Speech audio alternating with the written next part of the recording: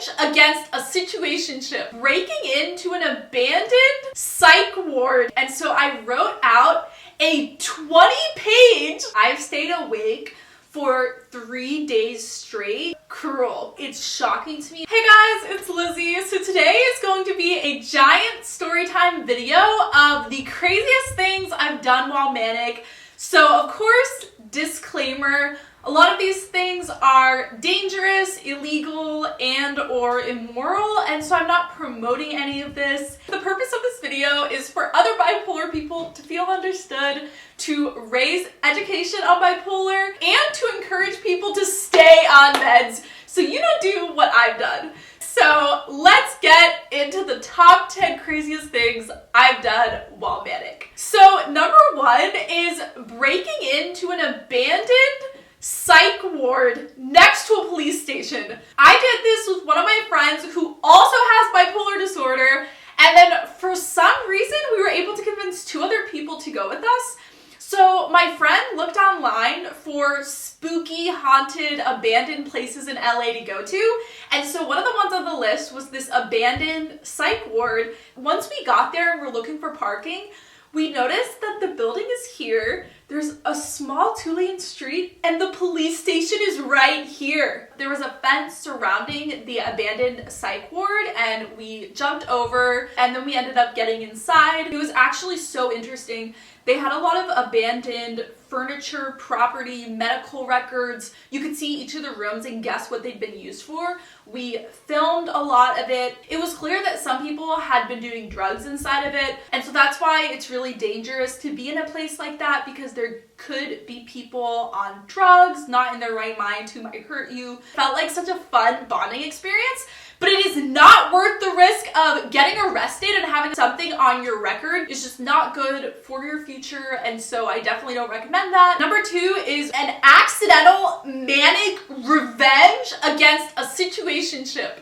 I love the word situationship so much after Taylor Swift had it in one of her songs on Midnights. So I am not at all the type of person to get revenge or ever make people feel bad. I'm very forgiving, but when I'm manic, I am cruel. So there's this horrible guy I knew in college, and when I was manic, I accidentally dated him. We had a situationship, never officially dating. He was very abusive and did a lot of gaslighting. And at the time when it happened, I kind of forced my mind to not think about it at all, because the only way I would be able to continue on and not be hurt and affected by it was to completely forget he existed. So I forced that whole thing out of my mind. But then a few years later, I was doing therapy for my bipolar, and for some reason we started talking about it. And it was my first time ever sharing with someone all that happened. And I remember my therapist, she said that was abusive. And it was like, for the first time, I fully believed that he did something wrong. It was like the first time I fully believed it and didn't think that I was crazy. I was off meds at the time, super manic, and so I wrote out a 20-page Microsoft Word document on everything he did to me, why he's a terrible person, how much he hurt me, all about the different methods of gaslighting he used on me and how he made me feel crazy and question my memory and all these things. So I literally write a 20-page document. Years later, he told me that he actually read it, and after that I blocked him again. Hypergraphia is a symptom in mania, which is when you're just writing so much so fast. So it's kind of funny that this hypergraphia manic symptom collided with the worst person I've ever known. Number 3 is reckless driving. I totaled a car and almost killed myself. I ran a red light, so I was in the middle of the intersection. Another car was coming really fast and hit the front of the car, and it was like a second away from directly hitting me. The craziest part of the experience is that I thought it was so fun, like the entire time of the cop coming and talking to me, just every part of the accident. It felt fun. The long-term effect of this is it's giving me driver's anxiety. Like, I never, ever, ever want to drive. I just don't know if I can trust myself and not know if I'll do something dangerous again. Number 4, I got in a fight with the dean of my university back when I was a college student, and I actually got in a fight with multiple offices in the administration. And looking back, that was something that helped me understand my bipolar, because it wasn't normal. Like, most people were not getting in fights with administration. And the worst part is that this dean was part of the religion department, which was my major at the time. So he was someone I shouldn't try being on bad terms with. My husband was actually working not at the dean's office, but in another administration office. And this is a year and a half or so before we started dating. So we barely knew each other at the time. We had a class together. And I actually got in a fight with the office he was working at. And I remember apologizing after, because he was in the room at the time, and I was like, I'm so sorry. I was super manic. That's how I got in a fight. That's how he found out that I have bipolar disorder. Most people really stress out, how do you tell someone who you're newly dating that you have a mental illness? And for me, it was just, sorry, I was manic. Number 5 is unfortunate things I've posted on social media.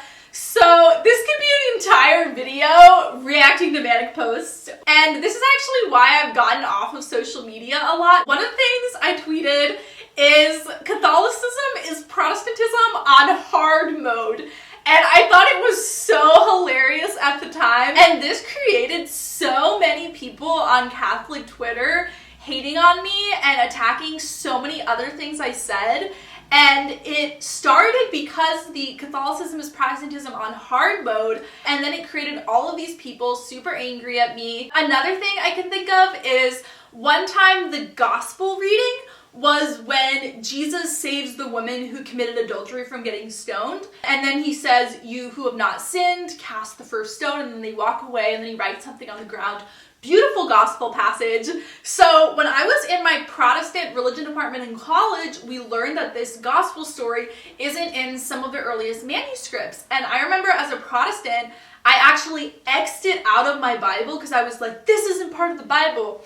So I hadn't understood the Catholic view on that passage at all. And this is a few months after I converted. And I remember walking out of Mass on my Facebook page posting, "I can't believe this was the gospel reading. It's made up, it's fake," which is so terrible to be posting without the full context of the Catholic understanding of scripture. Someone actually called in to Relevant Radio, which is this huge Catholic radio station, because they were so disturbed and confused by what I said. I'm sure there are dozens more of examples of things that I've impulsively posted online, and I've actually completely gotten off Twitter and even my Facebook page. I'll post when I have a new video, but I'm actually really scared to post throughout the day because I'm like, oh, what am I gonna say? Number 6 is that I've stayed awake for 3 days straight, like not slept at all for 72 hours. The strangest thing about staying awake for so long is that I don't feel hungry at all.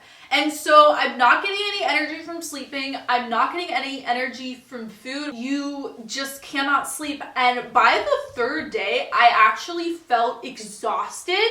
Like I wanted to sleep, but I couldn't sleep. And to this day, Seroquel quetiapine is one of the antipsychotics I'm on, and I do not believe that I would be able to sleep every night without it. There are days where I forget to take Seroquel at 10 or 11 o'clock, and then it's like 2 a.m. and I'm not tired at all. So seriously, that antipsychotic has saved me so many times, because it's the only thing that knocks you out and forces you to sleep when you can't. But I honestly haven't done too many crazy things when I've been awake for days at a time besides writing.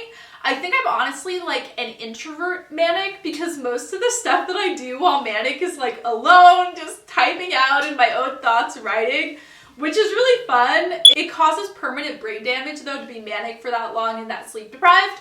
And I found that the more and more sleep deprived I am, the more and more manic I get. Number 7 is that I would take shots of alcohol in my senior year of college when I was manic, because I could not sleep and I was off meds for a while, and I just felt so wired and so energized but so exhausted and I couldn't sleep. So I literally hid alcohol in my dorm because we had a dry campus, and I would take vodka shots so that I would just slow down and feel calm and feel peaceful and feel like I was able to sleep. And I'm actually really grateful that I didn't know anyone who was into illegal drugs, because so many people with mental illness go to illegal drugs and alcohol to self-medicate the symptoms rather than psychiatric medication, which is so much better. So just the fact that I abused alcohol like that, it's shocking to me because I was such a rule follower. I was of a legal age. It got really bad where I would be craving alcohol. And so I went a couple years without drinking alcohol at all, and I thought I would never drink again. But I think in like 2019 or 2020, something changed, and now I have a really healthy relationship with alcohol. I never crave it ever. I drink sometimes once a week, sometimes once every 6 months. I only drink with other people, and it's just a way to bond with other people, become emotionally closer. But I am really glad to have a healthy relationship with it and to not crave it anymore. Number 8 is breaking through public transport. So in a couple cities that have subways, and you know how they have the gate thing and you like scan your card and then go through the gate?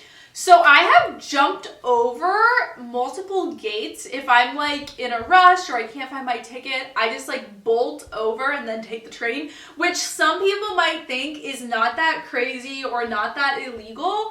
But I'm someone who, when not manic, would never do that. Like, I'm a huge rule follower. The fact that I just don't care, the feeling I get when I've done that is exhilaration. It's like everything happening, it feels like it's going so fast and I have to catch up with it.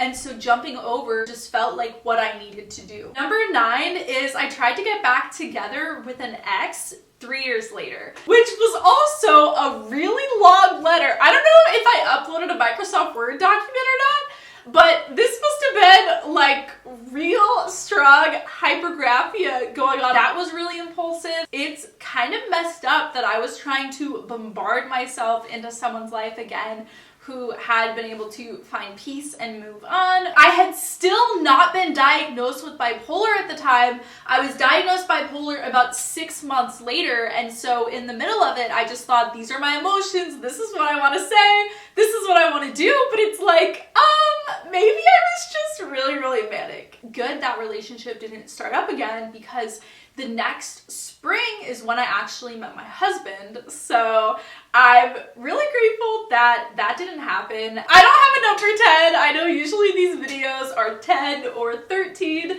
but I will say that compared to a lot of bipolar people, I've actually had a really chill experience of things I've done while manic. A lot of people do things that are much more illegal or much more harmful or dangerous.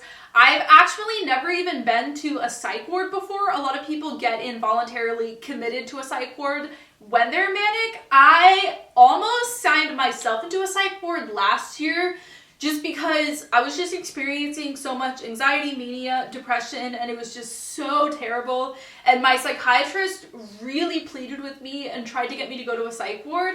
But because I wasn't thinking of ending my life, she couldn't involuntarily commit me. So it was just if I wanted to go, and ultimately I decided that if it got worse and I did want to end my life, that I would go. I just decided that I would feel better being able to sleep in my own bed, make the food that I want to eat, be with my husband. Definitely go to a psych ward if you're wanting to end your life or if you're so manic and your medications are not working. Psych wards are so amazing and really help people when they're having severe symptoms, and I definitely would go if I needed to, but so far I've never gone, and I hope it stays that way. And that's why I stay on my medications. Right now I'm on Lamictal, Seroquel, and Zyprexa, which are also called lamotrigine, quetiapine, and olanzapine, and they're working really well. I love you guys so much, and I will see you in my next video. Bye!